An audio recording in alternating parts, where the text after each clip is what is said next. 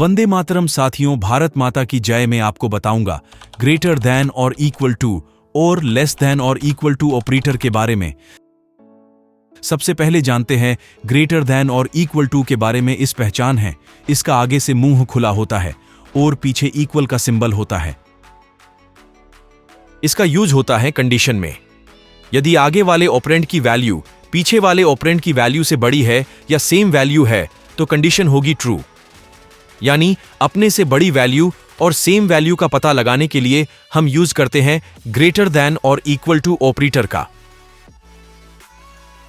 अब जब प्रोग्राम में एक नंबर आएगा तो कंडीशन होगी ट्रू, जिसका अर्थ यह होगा या तो दोनों ऑपरेंड में सेम वैल्यू है या ग्रेटर देन से बड़ी वैल्यू है। और यदि प्रोग्राम में 0 आती है तो कंडीशन होगी फॉल्स, जिसका अर्थ यह होगा दोनों ऑपरेंड में सेम वैल्यू नहीं है या ग्रेटर देन से छोटी वैल्यू है। जैसे यहां हम a और b नाम से दो वेरिएबल बनाते हैं। a में वैल्यू ऐड करते हैं 20 और b में वैल्यू ऐड करते हैं। देन प्रिंट में हम a और b को करते हैं। प्रिंट a और b के बीच में ग्रेटर देन और इक्वल टू ऑपरेटर को लिखते हैं। यह ध्यान रखिए, प्रिंट में कोमा के बाद ही दो ऑपरेंड बीच में रैशनल ऑपरेटर का यूज करते हैं। प्रोग्राम को किया रन, इसने दिखाया है 1 यानी a में b से में बड़ी वैल्यू है।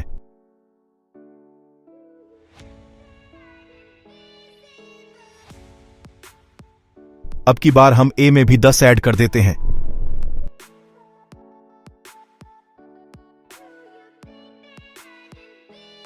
प्रोग्राम को किया रन, इसने अब की बार भी दिखाया है 1, क्योंकि a में भी 10 है और b में भी 10 है, इसलिए कंडीशन ट्रू है। अब की बार हम a में 5 ऐड कर देते हैं।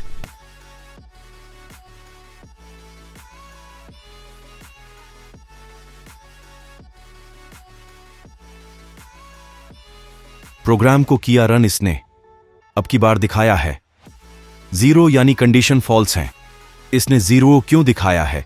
इसने 0 इसलिए दिखाया है क्योंकि ग्रेटर देन के आगे सदा बड़ा नंबर ही लिखते हैं और यहां आगे छोटा नंबर है, इसलिए यह फॉल्स है। अब ऐसे ही लेस देन और इक्वल टू का यूज होता है। इसकी पहचान है, इसका मुंह आगे से बंद होता है और पीछे इक्वल का सिंबल लगा होता है। बस इसमें आगे सदा छोटा नंबर होता है और पीछे बड़ा होता है। इस प्रकार से कंडीशन ट्रू होती है। और इसमें इक्वल भी लगा है। यदि दोनों ऑपरेंड में सेम वैल्यू होगी तो तब भी कंडीशन ट्रू होती है। और यदि लेस देन और इक्वल टू में आगे बड़ी वैल्यू होगी और पीछे छोटी तो कंडीशन होगी फॉल्स। अब हम a और b के बीच में लिखते हैं लेस देन और इक्वल टू।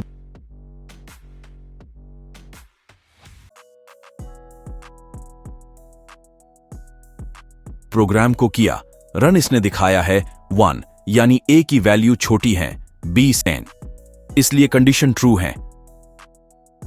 अब की बार हम a में 10 ऐड कर देते हैं।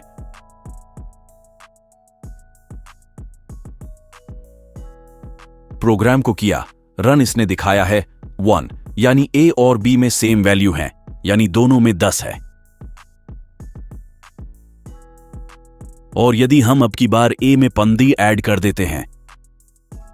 प्रोग्राम को किया रन, इसने दिखाया है 0 यानी a में b से बड़ी वैल्यू है और ना ही a और b में सेम वैल्यू है, इसलिए कंडीशन फॉल्स है। इस प्रकार से आप ग्रेटर देन और इक्वल टू और लेस देन और इक्वल टू ऑपरेटर का यूज कर सकते हो।